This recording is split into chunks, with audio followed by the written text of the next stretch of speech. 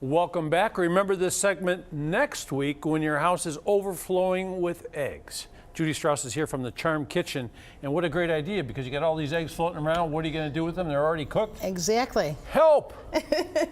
Well, I've got a few different recipes for you today, and you'll have a lot more of them on your website.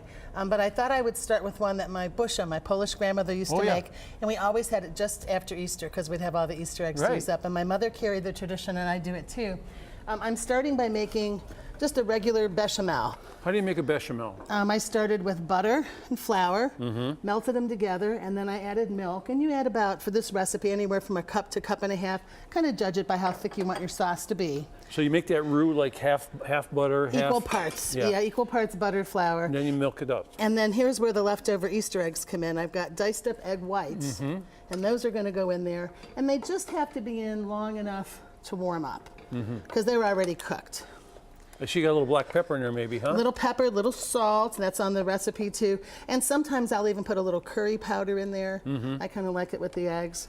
And then once this is heated through, we'll just give it another Judy, you're minute. doing people a great service too, because you see how easy it is to make a bechamel sauce? You can use it for so many things. You can flavor it a lot of different ways. And this is what you do with the hard-boiled eggs. This is what you do for the hard, yeah, it works out really nice. And then you put this over toast. There's enough to make a few more servings in this. And this is where it gets fun. The name's it's called goldenrod, because you take the egg yolks and you press them with the back of a spoon through a fine sieve, and they get powdered up, and they look, I guess, kind of like pollen or goldenrod. It would have been happening in the spring. So when the kids would eat this, or when people eat this, would they knife and fork it or pick it up? Knife and fork it usually. It gets pretty messy otherwise. Yeah, it's all over the place. It's all over the place. But this was something that for me is very much a childhood memory. It's something that we would have had every year, Monday, day after Easter. I like that idea. Yeah. What happened over here? You know, it's so cute. I have a friend who, when her kids were little, they used to call them dinosaur eggs. Those are Scotch eggs. Oh, yes. I've seen them. Not made with Scotch, but as in Scotland. Yeah. you see these in London a lot? You'd see them obviously in Scotland, right? And sometimes if you find the right brunch, sometimes there's certain brunches. I never ordered one. Them. So how do you make it? What's in it? Well, it's basically a hard-cooked egg.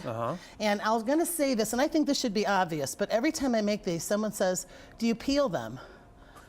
Yeah.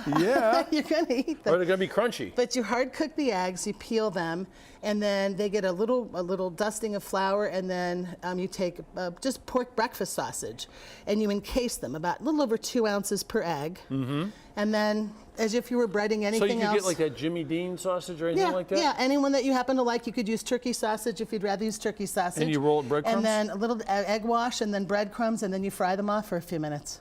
That's killer. Isn't that fun? Yeah, I liked it. Now I know what they are. I would never order them because I didn't know what they're talking about. You didn't know what they were, yeah. Well, so those are Scotch eggs, and they're a lot of fun. And I had to go to my Eastern European roots and go with the pickled eggs. These are absolutely fabulous. If you've never tried these are fantastic. And they still look like Easter eggs. Yeah, they got a little bit of a ring to them.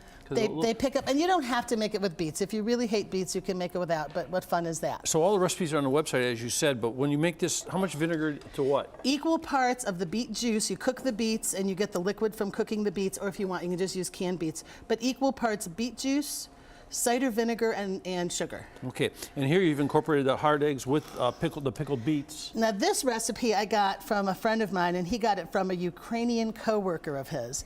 And so this is, you know, pickled eggs. They smuggled it out of the country. I don't know, but this is eggs with pickles. And this one, he said his co-worker would make this, and again after Easter, and there's pickles in there, and diced up beets, and hard-cooked eggs, and she would just sort of layer it. And then you eat it as a side dish, or you could eat it with as an appetizer with crusty bread. This would be great at a luncheon or a brunch. And I asked him what kind of pickles, because I said, well, Jimmy, what kind of pickles did she use? And he goes, both. So you can use whatever you want then, right? You can use dill pickles, sweet pickles, or a combination of the two. This can't be one of the egg things here, it is? Yeah, that's also Polish. That's a Polish butter cookie.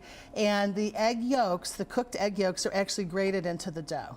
Whoa. I know, isn't that And fun? then a little cinnamon on the outside. Yeah, brush it with a little egg wash and then a little cinnamon sugar. And Yeah, it's so good check to go. this out. This is something you can do after the big Easter holiday on Monday or Tuesday with the kids. Have some fun with the kids. You can have some fun. And if you don't want this over toast, you can also put this over steamed asparagus or broccoli. And see all the Do a great gluten-free stories Judy version. has about from her grandmother, her friends, and all that kind of stuff. So you can create a little tradition, Easter tradition in your own house with her recipes on our website. So check it out and thank you. Thank you for The having me. Charmed Kitchen Lady.